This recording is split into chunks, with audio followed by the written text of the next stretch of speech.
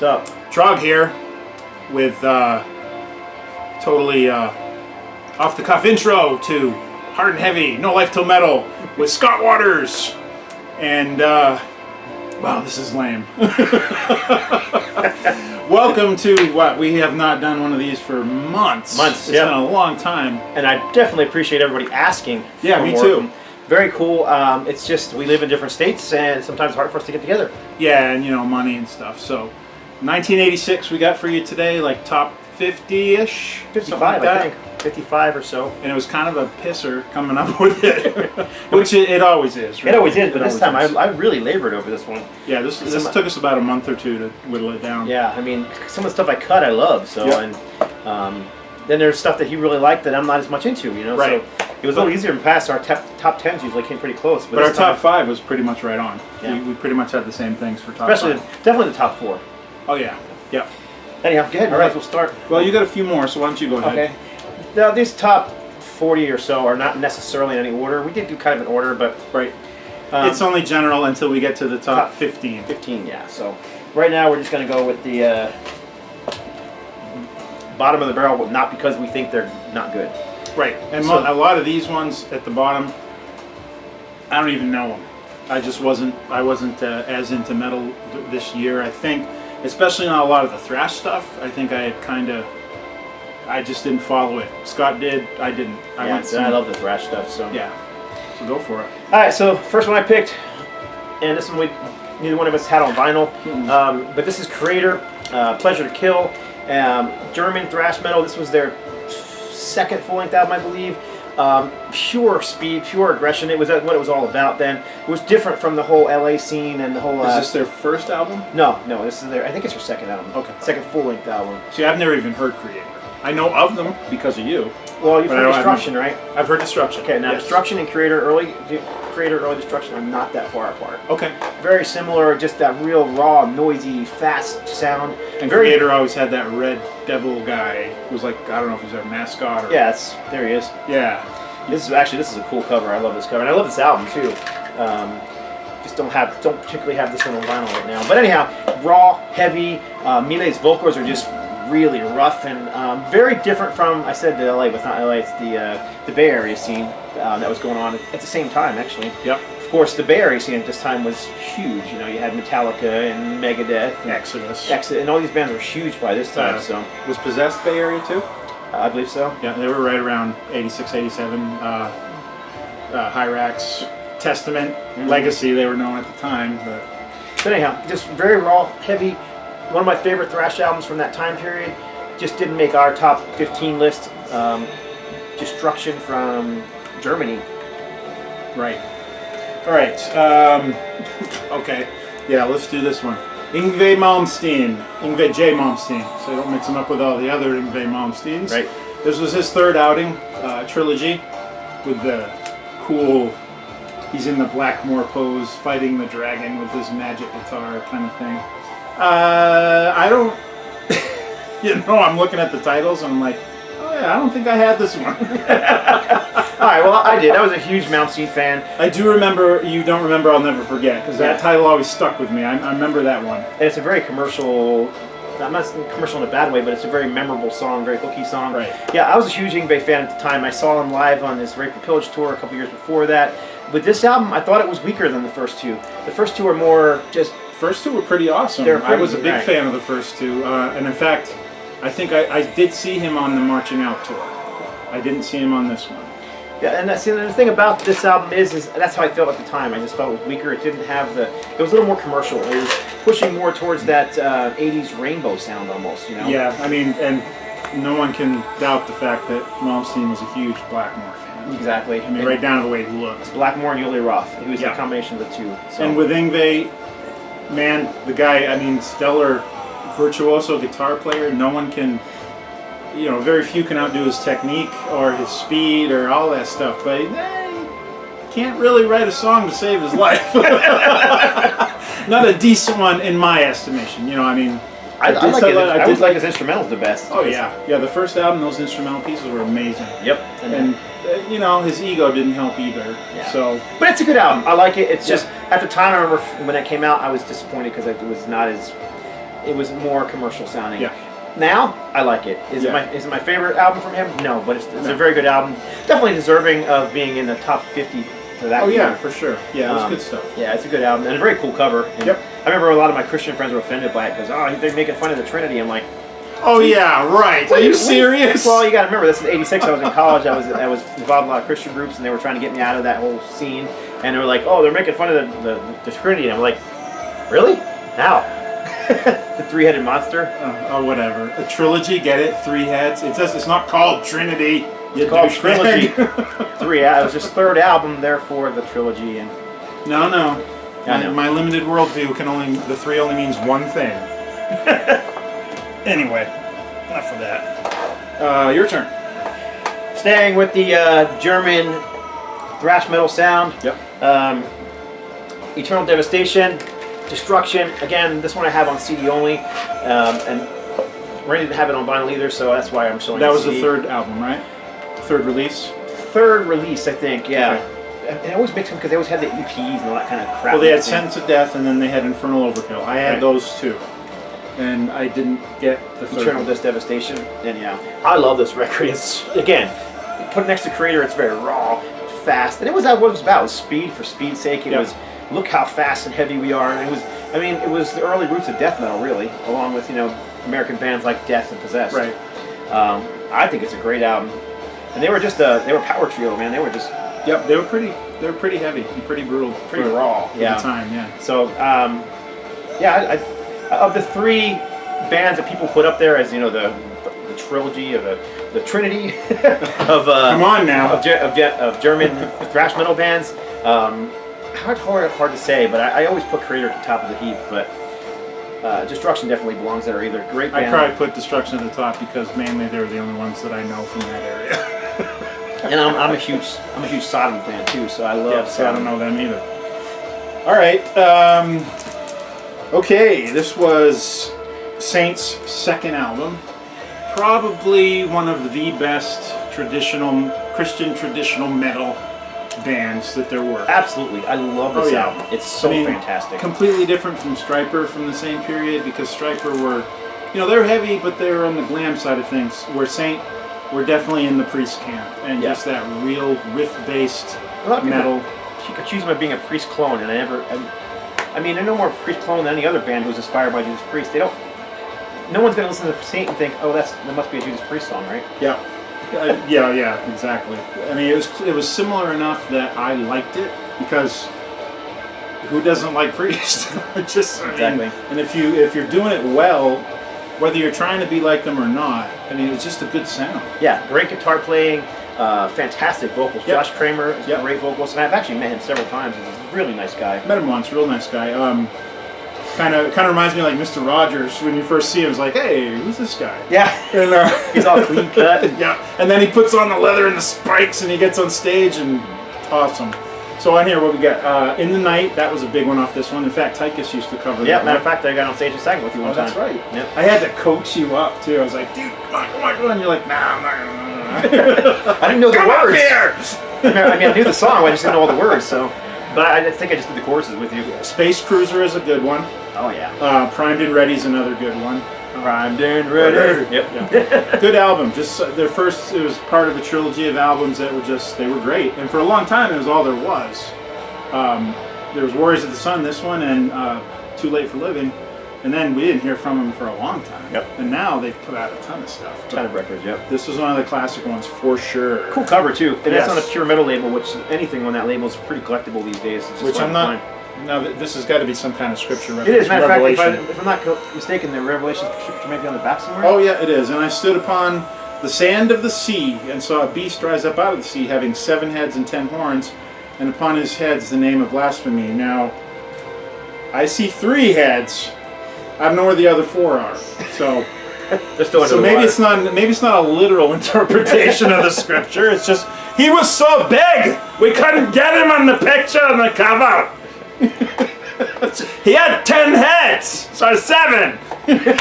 7 heads and 10 horns. Is that what it was? Yeah, I guess some of the heads only had 1 horn. Yeah, I wonder what happened to those horns. Only 3 lucky heads had 2 horns. Maybe they're like rhinoceroses or something. Maybe they had. The little thing coming out the But middle. we can't put rhinoceros head demon heads on our album. They will flip people out. Or unicorn heads. Some of them were unicorn heads. Yeah, they were unicorns. Next up, I always consider this band to be a house band for Metal Blade Records, along with Lizzie Borden. They're just straightforward American heavy metal, completely taken over by that new wave of British heavy metal sound. I mean, they were an American band trying to sound British to me. Was there another Omen? Were there two Omens? Could be, not that I'm aware of. This is the one I knew of. Okay. This is like, and this was their like third album, I think, not counting EPs. This band was made up of 4 guys, but the vocalist J.D. Kimball, he passed away several years ago. And then Kenny Powell, he kept the name alive over the years, and he was a guitar player, and he's a fantastic guitar player. Right on the same campus, like maybe Armored Saint, you know. I mean, just that very traditional heavy metal sound that was so inspired by the likes of, you know, Judas Priest, Iron Maiden, Angel Witch, and all that kind of stuff coming out of the early '80s out of UK. So great album, definitely deserving of being in the top 50 for sure. All right. This is one that I tend to kind of gravitate towards the oddballs in bands' collections for some reason. I don't know. And this is definitely one that fans of this band are kind of divided on for the most part. Most of them not liking it. This is the 4th album, 4th or 5th? Yeah, I think it's 4th. By SAVATAGE, Fight for the Rock.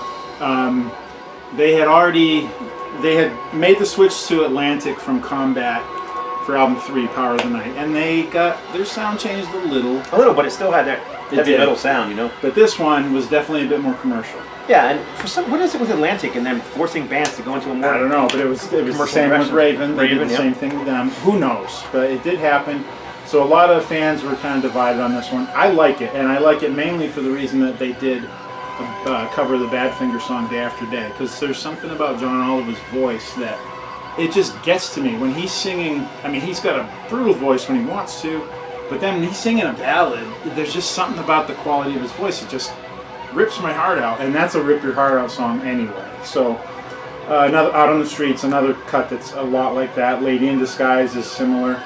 I like it. It's solid. It's a little less heavy than typical SAVATAGE fare. SAVATAGE is still one of my favorites from the 80s as far as bands that play traditional metal. I will still spin SAVATAGE and just love the hell out of them. Hall of the Mountain King, friggin', to me that's one of the best albums that came out in the 80s. It's such a good album.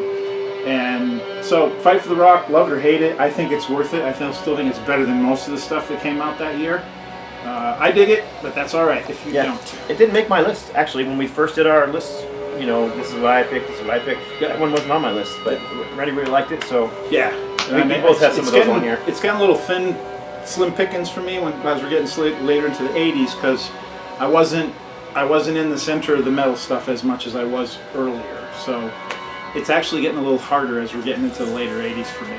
But we'll keep going. And it was getting hard for me to cut things out. Yeah, he's got more, and I've got less to choose from. I was like, oh my gosh, and I got to cut that out. Oh my gosh, I can't put that on there. It was like so much stuff. And then we didn't actually say, but we cut all the classic rock out of this one. We did all the classic rock. There's all no the Aerosmith, no Ted Nugent. Right, all the crossover hardcore stuff. No, we didn't do. punk.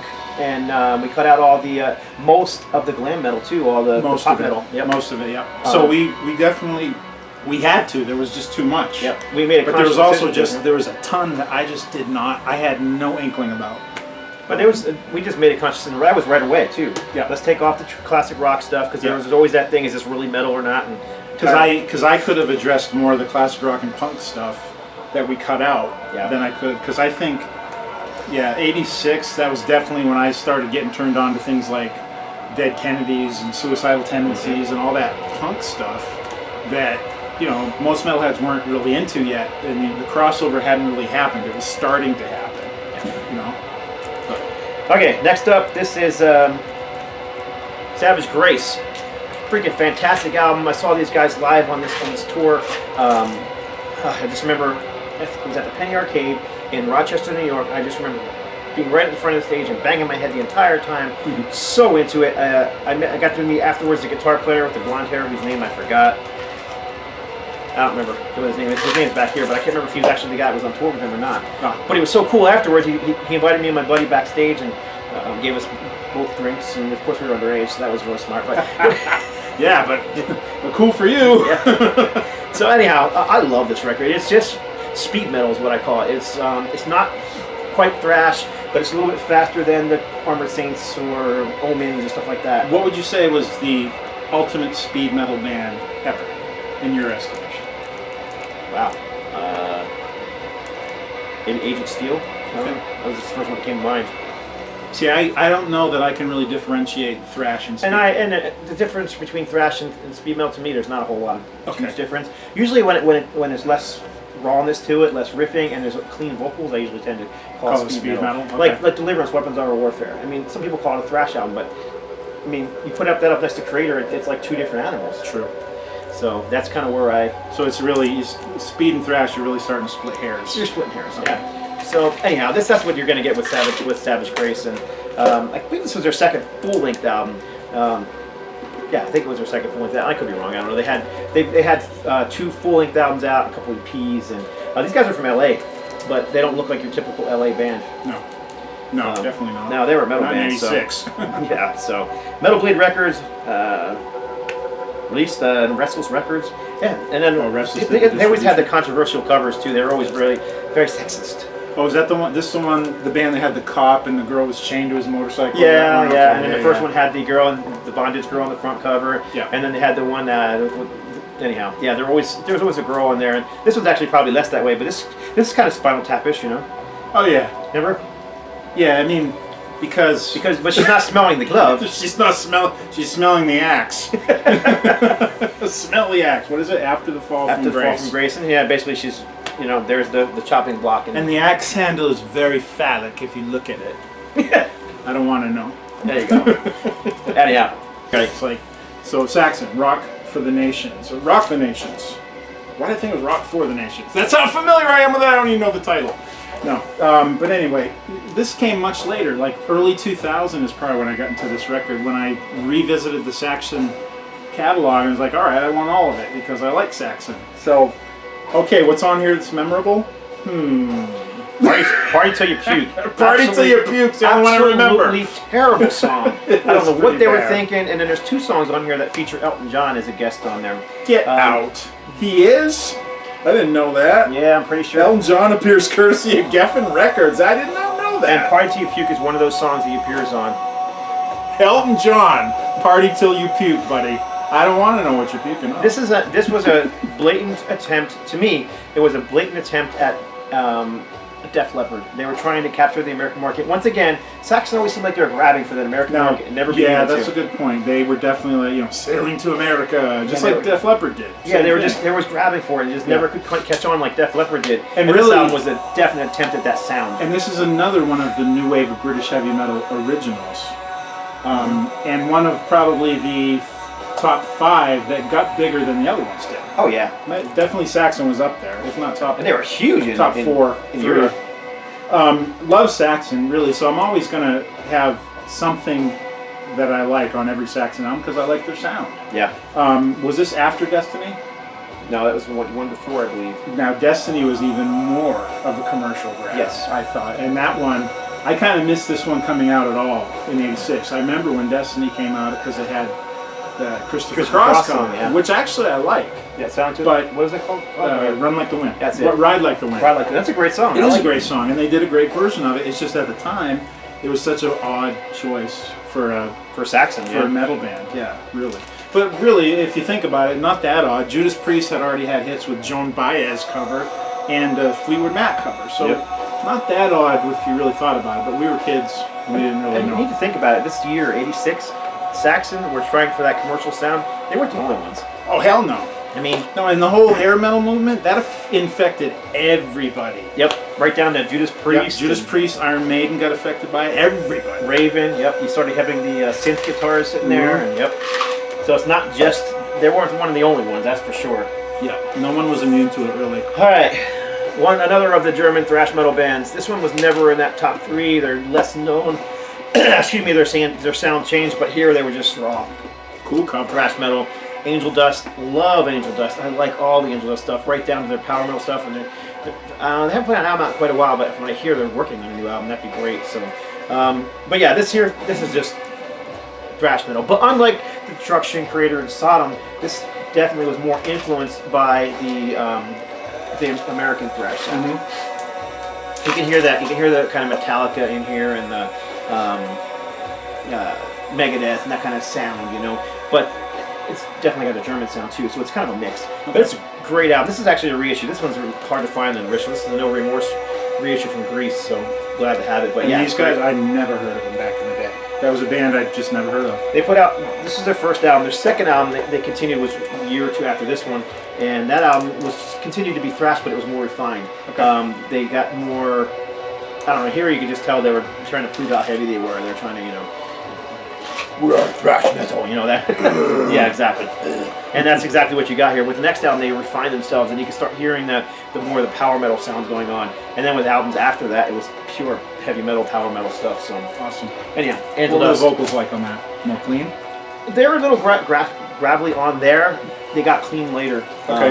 On here, it's very thrashy. Not quite, you know, Destruction, Sodom, Right. but Okay. yeah. All right. Speaking of gravelly vocals, one of the most graveliest, Udo and Accept, with their follow-up to Metal Heart, which was a bit more of a commercial success for them. Screaming for a Love Bite was kind of a big hit. Yep. Midnight Mover, that kind of stuff. Great album, great songs on it. Saw him on that tour. Only time I saw Accept was on that tour. This was the next one. Not a huge album for me. I remember TV War and Monster Man. Yep. But still definitely that classic Accept sound. This was, I really think that this was another one of those bands that got affected by that whole commercial. I mean, they were on the edge, you know what I mean? Yeah. They had a hit with Balls to the Wall. Then the next album, they had a couple more hits. And I think the record company was expecting them to go over the edge right with this one. Yeah. And it just didn't happen for them. And the thing is with a voice like Udo's, you're only going to get so commercial. Right. I mean, that's the thing.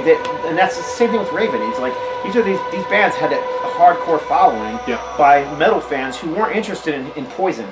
Nope. You know what I mean? Or interested in their gritty, dirty metal bands that helped them through messed up, painful times in their lives. Puberty. Yeah, exactly. Getting all more accessible to, you know, that's just not what metal was ever all about. And I mean, Accept was certainly not immune to it and or exempt from it. They probably didn't go as far with it as some other bands did. No, I mean, the closest they came was the album that followed this one because they dropped Udo, they separated. Right. I never did understand the story behind that one, if it was really them or the record company that was forcing that on them. Because, I mean, it seemed like, because the first Udo album was all written by Accept members. The first Udo. Oh, Animal House was? Animal House was. Okay. But they didn't play on it. Right, and they didn't play on it. And then, like, Ecstasy, which was on the next album, was great Accept song, but they had the American vocals on it. It just didn't have the Accept sound anymore. Right. So, but anyhow. I mean, I don't know if that has anything to do with the fact that, you know, Udo's voice, again, not much commercially that you can really do with it. It's just, it is what it is, and it's a real brutal voice, a brutal delivery and very shrill, and it's metal. He's all about, exactly. I mean, he was a metal vocalist, and it's awesome. I don't know if that was part of it. Like, and he's unique, too. Udo's too ugly for sexy American metal. I think that's what it was. I mean, and again, they were on a big American label at the time. I think that might have been on Portrait still, right? Yeah, I believe so. But anyhow, I still like Russian Roulette. See it. I really think Russian Roulette, I'm pretty sure it was on Portrait. It's not on the back. But anyhow, like I said, this is an album that I think they were actually almost returning to the more metal roots. Yeah. So it didn't have the same commercial sound as Metal Heart. And no, definitely not. But it's a good album. But it also, you know, it was a slower approach. It wasn't the speed metal of Fast Like a Shark and stuff like that. So definitely changes happening within the heaviness. But you know, it's how bands were changing and growing in that period. But I definitely think it's one that deserved to be on the list. We didn't chop it for a reason. Oh yeah, we both definitely. Liked it. Yeah. Yeah, Accept was definitely mostly stayed true to the metal. This is a personal favorite of mine. This is actually a band on New Renaissance Records. I was in college when this came out. I had a buddy who did a metal radio show, and he was getting New Renaissance Records stuff to play on his show for free. And one of the records he got that I just absolutely loved was this one. This is Too Late to Pray by Cerebus. Freaking fantastic heavy metal record. Kind of pushing towards the speed metal end, but really staying more true to the classic metal. Great vocalists by Scott Board. He kind of has that I don't want to call him.